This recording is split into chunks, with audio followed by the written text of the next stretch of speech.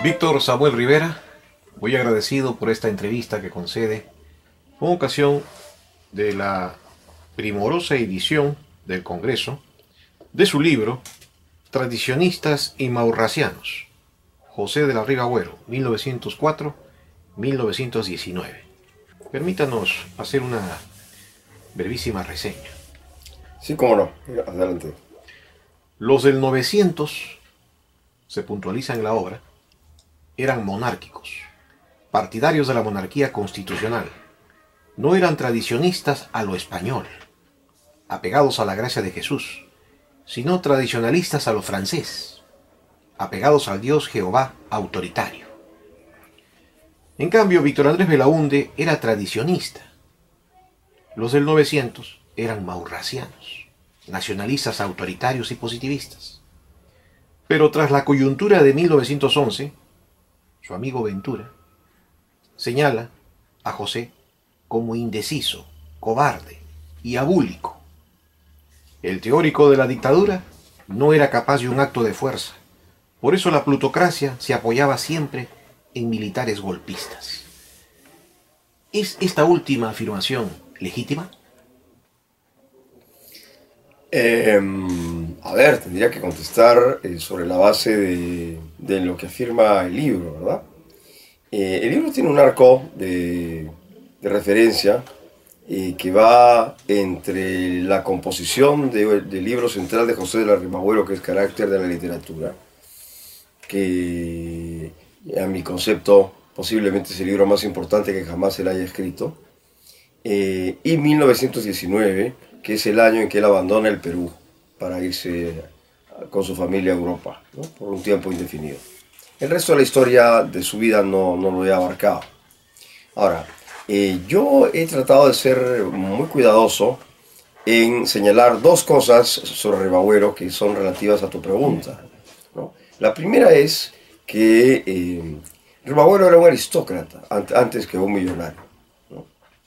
Entonces él ve el Perú desde el punto de vista de su responsabilidad histórica, ¿no? Y no desde el punto de vista de sus intereses materiales, a diferencia de lo que solían hacer los otros positivistas de su entorno, que más bien eran unos negociantes de la política, ¿no?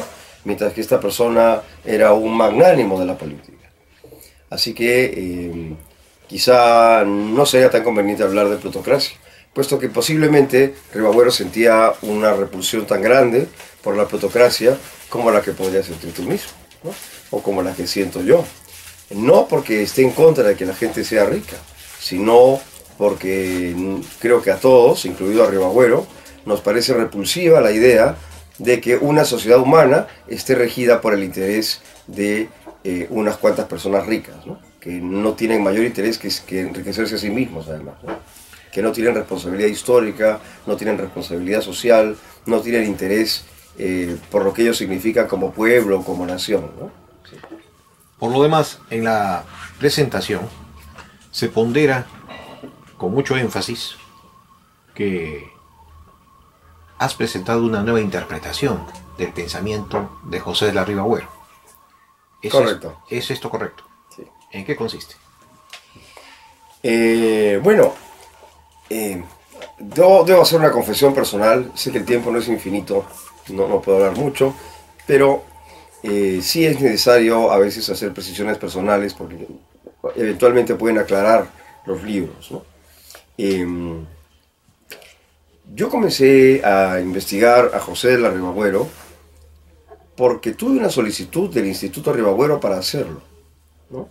De parte de la persona que era en ese entonces su secretario, que no lo mencionaré, pero luego algunas autoridades pensaron que no era conveniente, ¿no? A mí me remitieron una carta diciéndome que no les podía garantizar que yo podía hacer un trabajo académicamente aceptable sobre Riva Agüero, lo cual encendió mi interés por conocer a Riva Agüero muy bien, entre otras cosas por estas cosas personales que todo el mundo tiene, ¿no? Que no puedo tolerar que alguien diga eso de mí así nomás y se quede indemne. Entonces hay gente que recurre a la malicia, a la crueldad, a una serie de artes sociales para despojarle a las personas de sus méritos, pero yo creo que una buena manera de producir una venganza saludable y sana es demostrándole al calumniador que está equivocado, ¿no? Entonces, al comenzar a estudiar a Ribagüero, tenía la misma imagen de él que han tenido los historiógrafos en los últimos 70 o 80 años. Es decir, Ribagüero sería, para comenzar, el autor privilegiado de Paisajes peruanos, que sería una obra literaria. Es decir, que Ribagüero habría sido un gran escritor que tenía una pluma maravillosa. Eso no lo voy a discutir, no lo podemos dejar. Lo segundo es que Ribagüero habría destacado políticamente por sus compromisos fascistas y nacionalsocialistas de la segunda parte de su vida, que, digamos, para interés de la persona que va a ver este video, corresponde a su regreso de Europa, cuando perdió a su familia allá, por razones que no puedo detallar, precisamente a la altura de la caída del oncenio de Leguía. Cuando el presidente Augusto Leguía es encarcelado y hay una transformación del régimen político, justo eso coincide con que Ribagüero decide regresar, puesto que no regresó por esa causa, sino que regresó para recuperar su dinero de su herencia, ¿no? Y porque no tenía ya más parientes.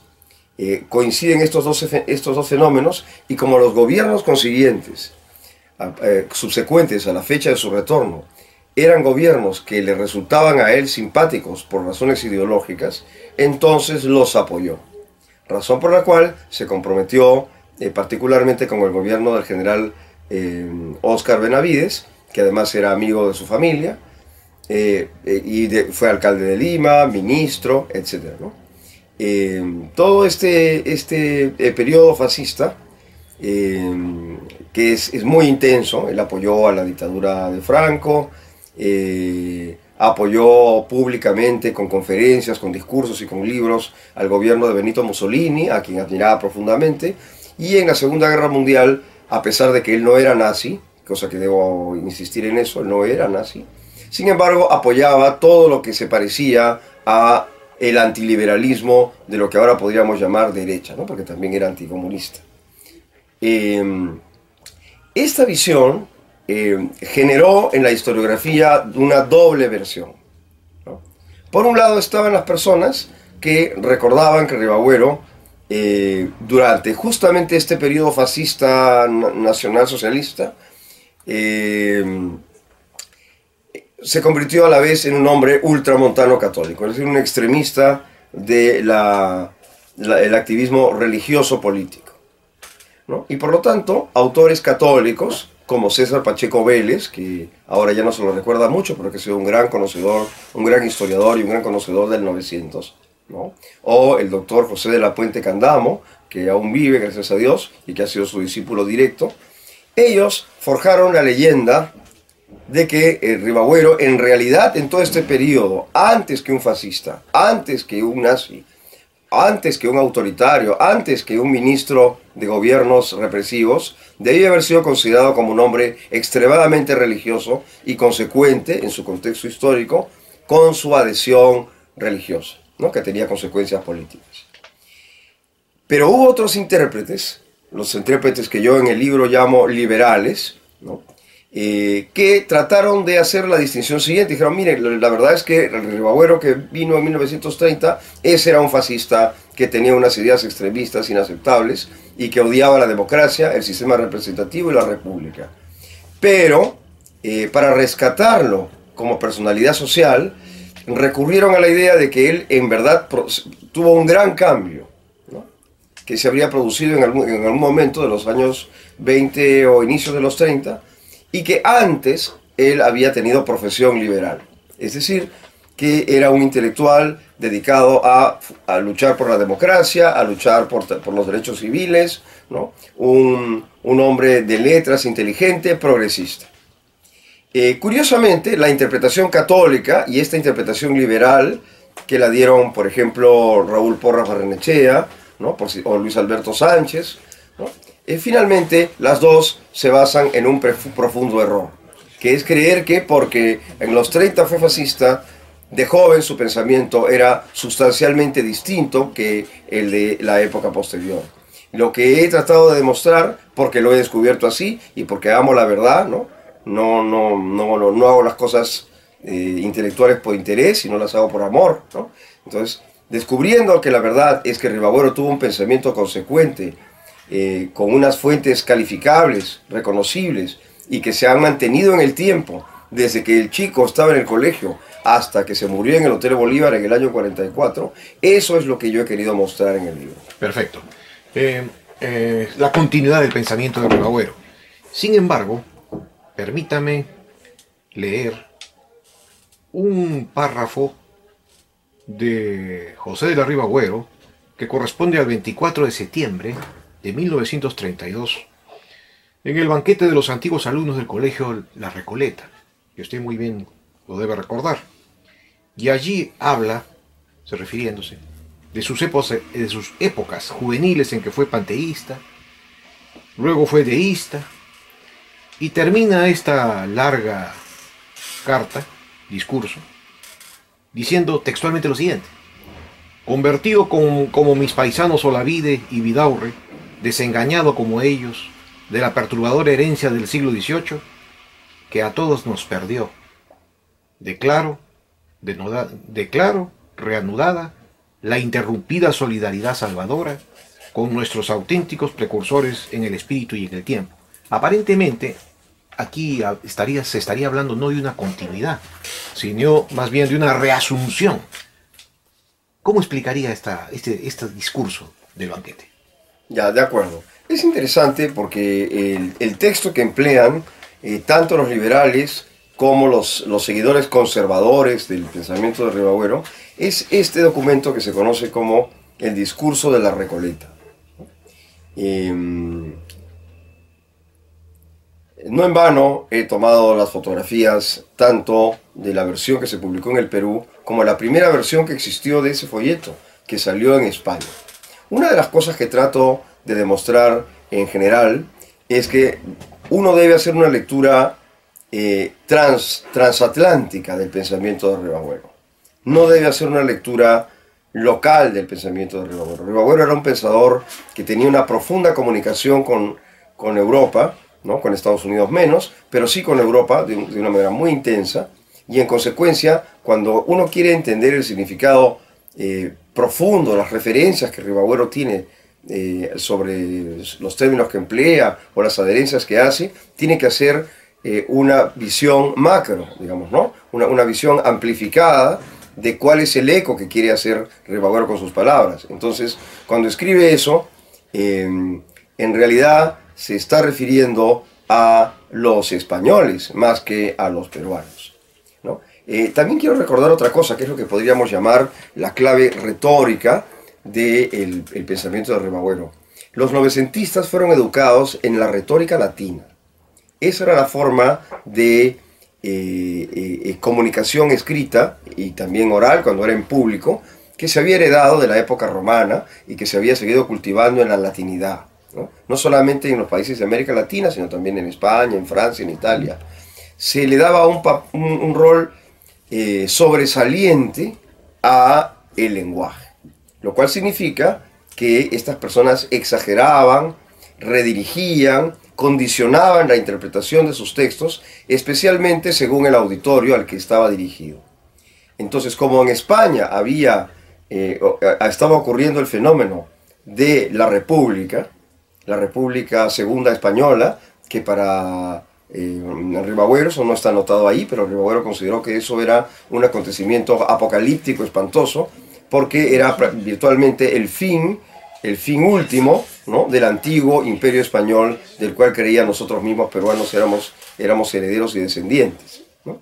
Entonces él escribió ese documento, aunque parezca difícil de creer, con la finalidad de que ese documento sirva de propaganda en el contexto de la resistencia española contra el nihilismo republicano, ¿no?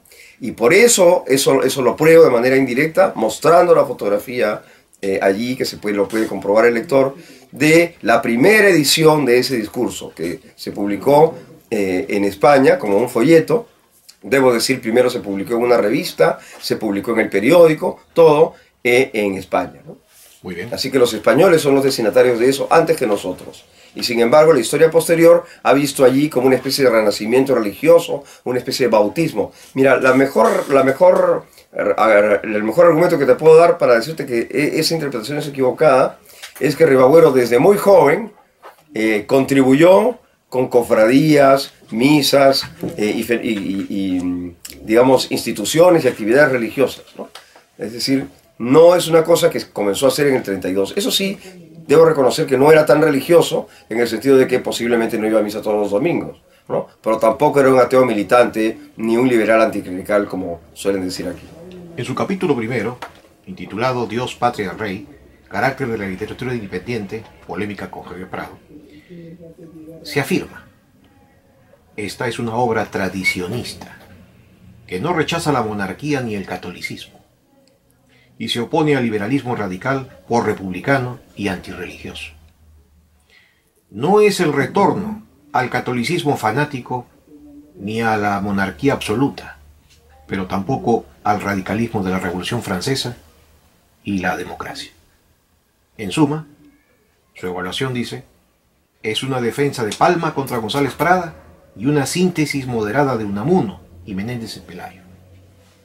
Le preguntamos, ¿cuál es el papel de este libro restauracionista en la polémica con Javier Prado? ¿Es un rechazo a su pragmatismo anglosajón? Bien, es una pregunta un poco compleja, sobre todo por las referencias que se ha hecho al inicio. Por un lado, Ribagüero quería darle una respuesta al texto filosófico o al texto parafilosófico, diría yo, que se consideraba más importante en la época en que se está trabajando mi libro, ¿no? Y es que en 1894 Javier Prado dio un discurso, me parece que es de apertura, de inauguración del año académico en San Marcos. No sé cómo hacían para hablar tanto, porque es un discurso inmenso. Me imagino que luego le habría agregado notas, no sé. Pero este discurso gigante se convirtió luego en una especie de paradigma, de referente para el pensamiento liberal.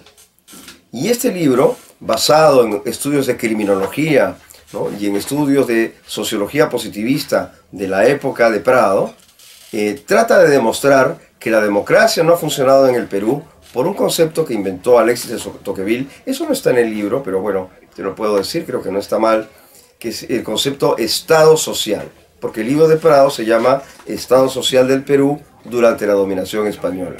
¿Qué es Estado social? Es la manera en cómo las personas articulan, organizan la vida social y le dan un significado, ¿no?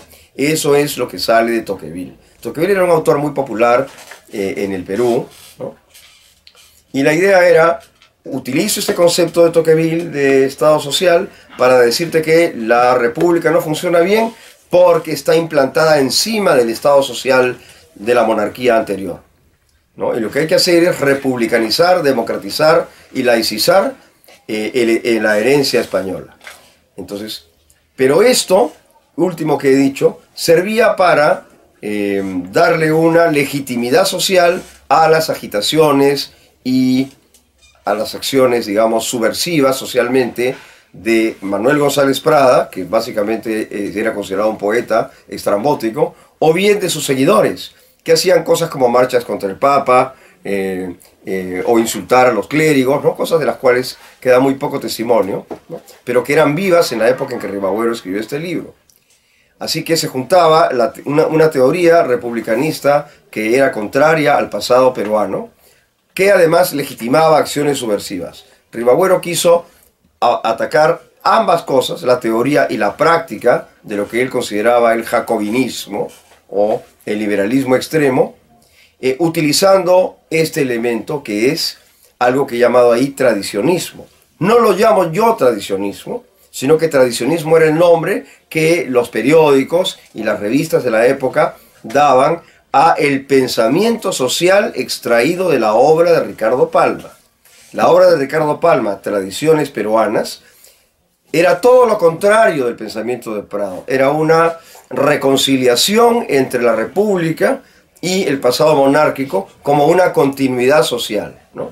Eso es básicamente. Y Ribagüero quiso rescatar el programa tradicionista, quiso darle un orden conceptual que tuviera la capacidad de destruir la argumentación de Javier Prado, ¿no? Y más o menos de eso es de lo que trata ese capítulo.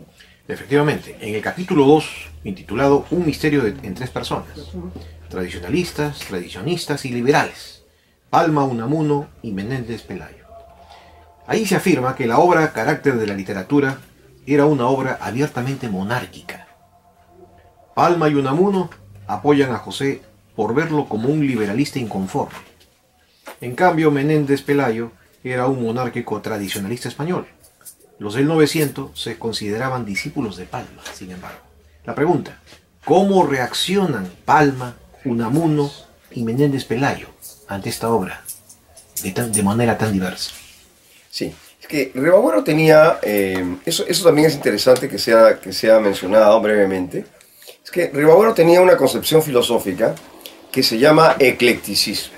El eclecticismo surgió como la filosofía de la restauración de Francia, ¿no? De la época del filósofo Víctor Cousin, que fue funcionario del rey Carlos X, y era la política oficial de Francia en la primera mitad del siglo XIX.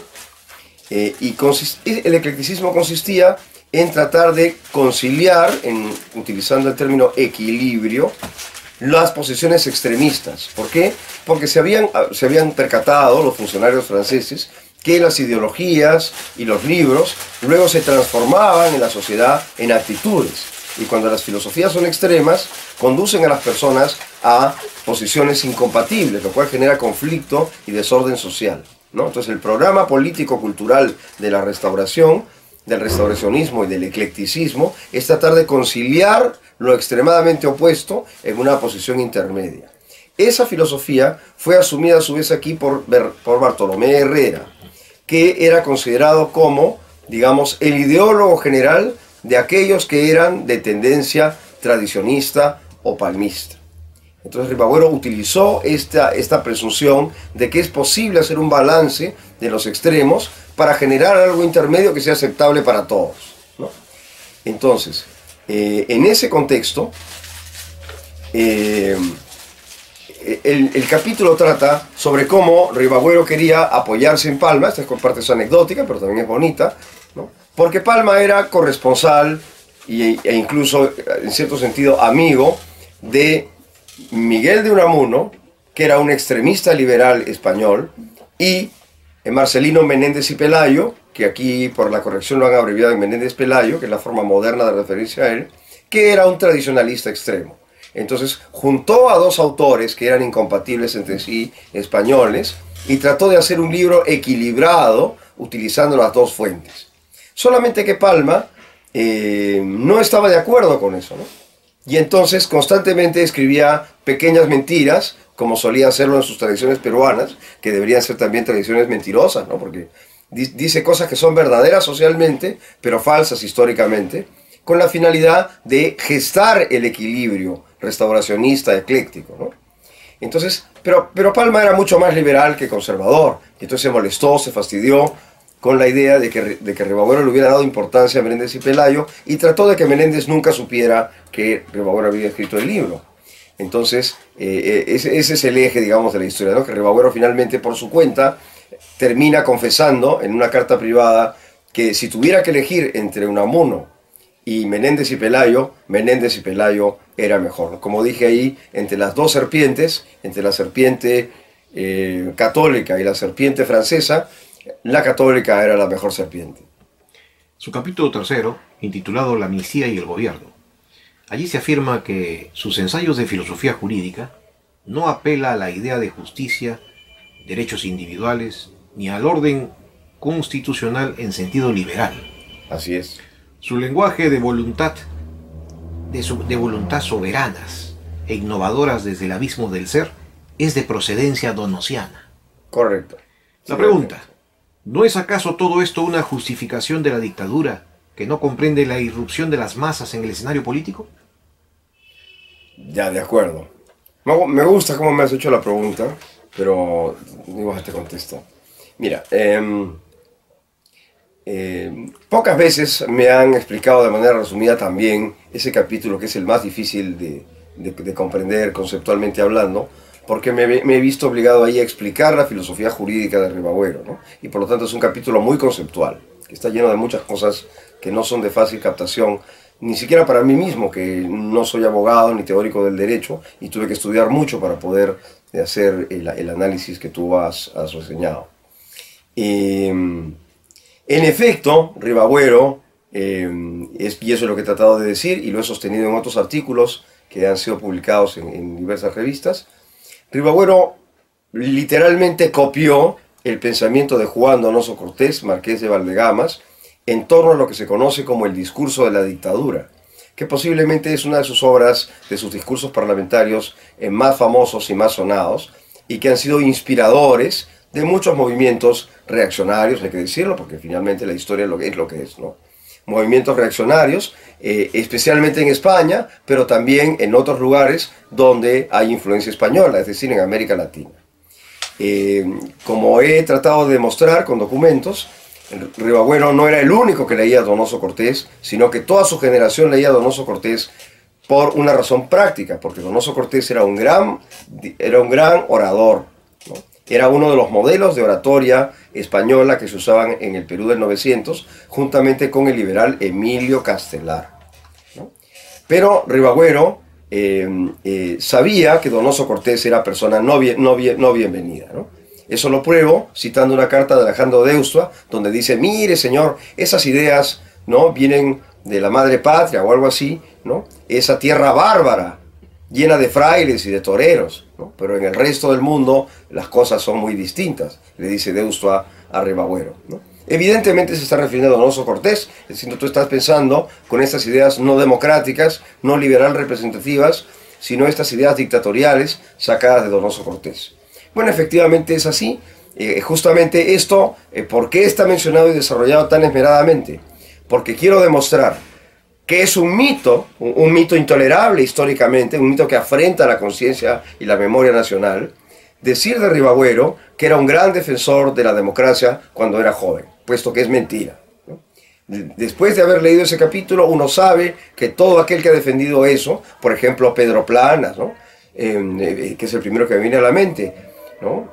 En este momento de memoria no me acuerdo más, pero no importa, ¿no? Pedro Planas tiene un libro grande de reivindicación del 900 que publicó cuando estaba vivo, en los 90, a principios de los 90, y todo el libro está dedicado a demostrar que Ribagüero era un gran demócrata, un líder, ¿no?, del pensamiento democrático en el Perú. Eso es mentira, ¿no? Y eso es básicamente lo que he querido decir ahí. Ahora, eso no quiere decir que yo particularmente piense que la dictadura comisarial donosiana sea el mejor camino para la política peruana, ni mucho menos. Solamente ahí he querido hacer una precisión histórica, porque además quiero subrayar el desengaño y la amargura de Ribagüero ante la injusticia del sistema jurídico y político institucional republicano, ¿no? Eso es más que todo, porque esa amargura la debe compartir mucha gente, ¿no? Que para ponerte un ejemplo actual, que quizá será recordado en 100 años, los 300.000 maestros que han tenido que luchar tristemente contra la república opresiva, ¿no es cierto?, donde hay una élite ridícula, ¿no?, que ni siquiera pueden cambiar de ministro porque no tienen de dónde sacar a otro ministro que sea de su propia clase, ¿no es cierto? ¿No? Esas 300.000 personas que están llenas de amargura, juntamente con sus familias, así que esos 300.000 hay que multiplicar lo que sea por 5, ¿no? Y tienes ahí una masa de gente amargada y resentida porque está oprimida por un sistema social que es completamente incompatible con su naturaleza y que descuida sus necesidades más elementales, que son ideas que Donoso también tenía. El capítulo final, cuarto, se afirma que en Europa, 1919-1930, su personalidad se vuelca hacia la nobleza y la monarquía. Su plan será la contrarrevolución monárquica mundial. Desde 1905, lo monárquico es vital para José Lara Ribagüero. Pero Ventura García Calderón, de su experiencia de 1911, lo llama indeciso, cobarde y abúlico, que decepcionó la causa de los pensadores y de la generación del 900. Los del 900 eran nacionalistas maurracianos, positivistas. En cambio, Víctor Andrés Belaúnde era un nacionalista cristiano liberal. Los nacionalistas maurracianos eran afrancesados. Los nacionalistas tradicionistas eran españoles. La pregunta: ¿no es acaso entonces nuestro monarquista un dictador de marras que refleja a una plutocracia fracasada, que recurre al militarismo golpista para imponer su voluntad? Ya, pero yo no estoy de acuerdo. Yo sé que ahí es una cuestión de opinión, ¿no? En el espacio que tengo tampoco puedo argumentar mucho. Pero fíjate, para comenzar, el pensamiento político del 900 es extremadamente complejo. Es muy difícil desde esta época juzgar cuáles son las presuposiciones, los significados, los referentes, los símbolos de la gente que vivía hace 100 años, ¿no? 100 años detrás de nosotros. Entonces no es tan fácil comprender, ¿no? Justamente, quizá una de las cosas más simpáticas de la filosofía es que nos orienta a ser compasivos con lo que nos resulta difícil de comprender, ¿no? Y no demasiado severos con eso. Trato de sostener que los novecentistas creían que era necesario que un régimen político fuera gobernado por una élite de gente superior, ¿no? ¿Por qué? Porque la gente superior está más preparada para gobernar que la gente inferior. Claro, tú me puedes decir que toda la gente es igual, ¿no? Y que posiblemente una persona que limpia las cloacas en un colegio estatal tiene el mismo derecho de votar que una persona que ha estudiado 20 años en la universidad. La República dice que es así, ¿no? La teoría de la ciudadanía dice que es así, pero el sentido común no está de acuerdo, ¿no? Porque me parece totalmente sorprendente creer que el que limpia el water tenga la misma capacidad para juzgar sobre los asuntos públicos, para la dirección del Estado, que la persona cultivada, educada y fina. Ahora, tú me dirás, ¿pero acaso no eran los de la República Aristocrática, los parientes de Ribagüero y de los de 900? ¿No eran estos millonarios que se enriquecieron con el guano, también sus familiares, sus amigos, sus vecinos? No irían a los toros juntos, no irían a la ópera juntos, no irían al hipódromo juntos. Todo eso es cierto. Pero a quienes he llamado tradicionistas y morracianos, que en este caso quiero aclarar que son dos términos sinonímicos. Tradicionista es el que cree en la continuidad entre el pasado y el presente. Cree que la discontinuidad es un error, que no debe haber discontinuidad histórica. Ejemplo, los chinos actuales comunistas no hacen énfasis en la ruptura con el imperio chino, ni con la República China, sino que consideran que hay una continuidad milenaria desde la unión de los cuatro reinos hasta el actual gobierno que rige la China que nosotros conocemos, ¿no? ¿Y eso para qué? Para que la gente no sienta traumas ni se atormente por su pasado, como nosotros, ¿no? Porque nosotros sí creemos que hubo un pasado maravilloso que fue interrumpido por cientos de años de una misteriosa paz oprobiosa y que luego fueron reemplazados por una anarquía maravillosa en la que sin embargo estamos llenos de promesas, ¿no? Los del 900 pensaban que lo que había faltado para que esta república fuese exitosa es la conservación y el mantenimiento de un gobierno de élite. Esa teoría, que parece absurda, que parece ilógica, era sostenida, por ejemplo, por Pareto en Italia, ¿no? Que consideraba que el gobierno moderno solamente era posible si es que se mantenía algún tipo de régimen de élite, que no era posible la distribución del poder como se cree en las teorías ciudadanas actuales, ¿no? Y si hay algo que les repudiaba a Ribagüero y a sus amigos de generación, a los tradicionistas y a los morracianos como él, era esta gente rica, ¿no? Que se servía del Estado para sí misma, como ahora hacen el presidente y sus ministros, ¿no es cierto? Es esta gente que es rica, que es bien nacida, que tiene todos los beneficios, pero que no es élite. Porque un concepto razonable de élite, un concepto de élite que puede aceptar el que está abajo, es el que la gente es superior, no superior porque es rica, no superior porque es blanca, no superior porque puede ir al hipódromo, sino porque es superior en su talento, en su inteligencia y en su capacidad, ¿no? Esa gente superior es la que todos necesitaríamos. Mira, además, como una cosa ya personal, y para terminar, porque sé que estoy excediéndome en el tiempo, es que Ningún país puede vivir sin élite. También hay élite en la China, ¿no? También hay élite en Estados Unidos. Pero mira, la élite de la China condena el narcotráfico y la corrupción. La élite de Estados Unidos la practica y la fomenta. Entonces, hay élites y élites, ¿no? Bien, gracias. Víctor Samuel Rivera, muy gentil por esta importante entrevista. Muy gentil a ti. Gracias.